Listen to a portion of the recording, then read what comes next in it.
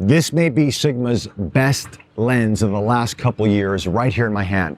The all-new 70-200 F2.8 DGDN for the L-mount Alliance.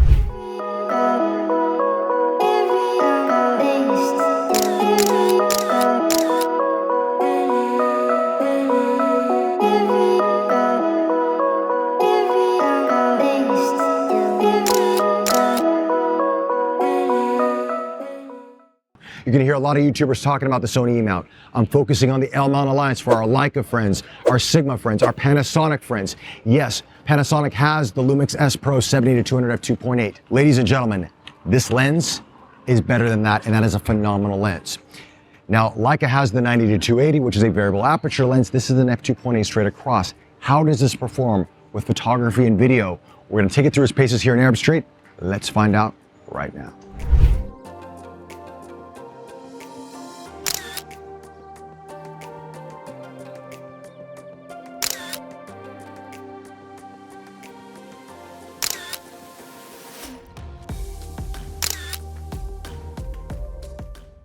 So let's talk about the body design of this lens here. Now, first and foremost, is it a sports lens from Sigma, so it's going to be more weather resistant, more durable through various different terrains. This is also an internal zoom, which we haven't really seen from Sigma before. An internal zoom 70-200 with a very short focus throw on this. Very quick, very precise. It feels very good to use. And I prefer internal zooms versus external because sometimes they drop and you would have a lock on the lens, et cetera, but with this you don't have to worry about that. But you do have a lock for the aperture if you want to have that. Now you do have this screw down hood on this, which is fine and it keeps it insecure. But the one thing about this lens, which would be my only nitpick, is this area right here is quite shallow. So if you've got the hood on it, it's going to kind of creep in a little bit onto that that usability area right there. So you really got to be precise with your fingers here. There's not like a larger ring where you can actually put a few fingers on there and really turn it as you want to. These are nitpicking things, but again, when you're using a lens day in and day out, these small things do make a difference. The aperture ring is clickable, or you can lock it or declick it, however you want to be on that. So it's great for video as well. Absolutely fantastic on that regard. You can turn the click off if you want to do that, for you video folks out there. Otherwise, the lens is very, very secure. Now you can lock this tripod ring around this. It has different stops throughout, which is nice. Some do, some don't. Sigma's actually included that in, and it's absolutely fantastic. Now the weight of this lens comes in around 1,343 grams, so a little bit above 1 kg. Now some people were a little bit worried about the weight of this because when they saw the images and they heard Sigma's specs, they were like, oh, is this going to be a beast to carry around? And actually it's not. I'm carrying it here on the SL2-S, and while the SL2-S is a much more beefier camera, this actually does feel really good in the hands. Now I would prefer a vertical grip on this, or a battery grip, just because of I like a little bit of extra stability there with this lens. But theoretically you really don't need this tripod mount if you don't want to. You can take this off, you can undo the bolts and just take it off and you'd be fine. There's no quick release on the bottom of it, which is a little bit of a shame, but it is what it is. Outside of that though, you have your autofocus and manual focus switches. You have your focal range from full to 3 meters, as we see on most lenses.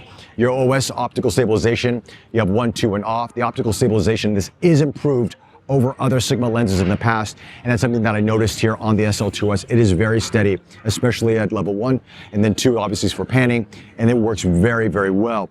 And then of course we have the custom 1, custom 2 switches and off, and the declick on the aperture. So, and we have function buttons around here near the zoom ring on that. So that's essentially what the design on this lens is, but it's about the performance, and that's where this lens really surprised me. As I said at the beginning of this video, this may be Sigma's best lens of the last couple of years.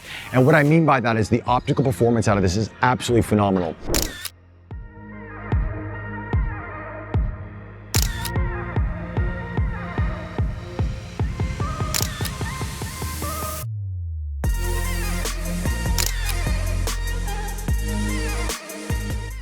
The MTF charts show some fantastic numbers and performance on this lens, and even for my own day-to-day performance, this is a very sharp lens. The fall off is beautiful, very natural, very organic, but it performs absolutely awesome.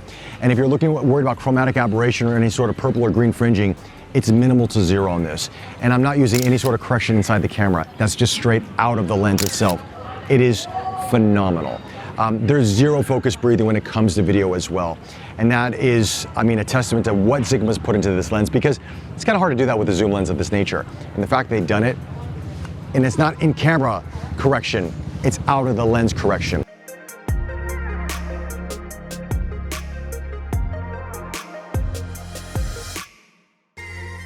With that said, let's talk about some of the other specs inside this lens. You got 20 elements in 15 groups. You got 3 spherical elements in this. Your close focusing at 70 millimeters is 0.65 of a meter. And then when we go to 200, you're at 2.3 meters. So decent close focusing on this as well. You'll see some sample images throughout this video showcasing that. But I just gotta tell you, just the image quality out of this lens just friggin' blows my mind. I mean, look, Sigma's had some good lenses and some okay lenses over the past couple of years. It took them a long time to come out with this lens, and everybody was waiting for months and years. That wait is worth it. For you Leica users out there, you don't want to carry the 70-200 because it's a beast of a lens. It's heavy to carry. It's a gorgeous lens, takes phenomenal images. It's a variable aperture lens. This is something you're going to heavily want to consider. For you Lumix fans out there, yes, you have the Lumix Pro. That's a heavy lens as well.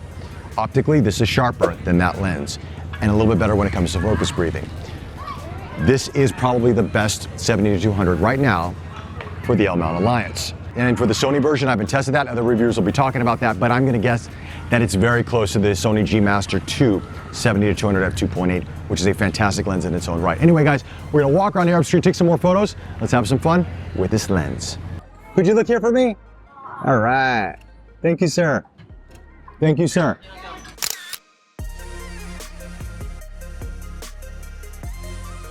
Just looking on the camera right now here on this, the skin tone, the details in the skin. I mean, the Leica color is already fantastic, especially out of the SL2-S. This is very, very impressive, guys. Very impressive. This is gonna be a fantastic portraiture lens for a lot of people out there. So let's talk about bokeh on this lens. Now you're gonna get a little bit of cat's eye in the frame, in the background, and that's not a big deal. You'll pretty much see that more often than not. If you're thinking 135 plana from Nikon, it's not that kind of lens. But it has a really good separation from your subject, which is in focus in the background. Really nice pop to it. And again, a very pleasant bokeh overall.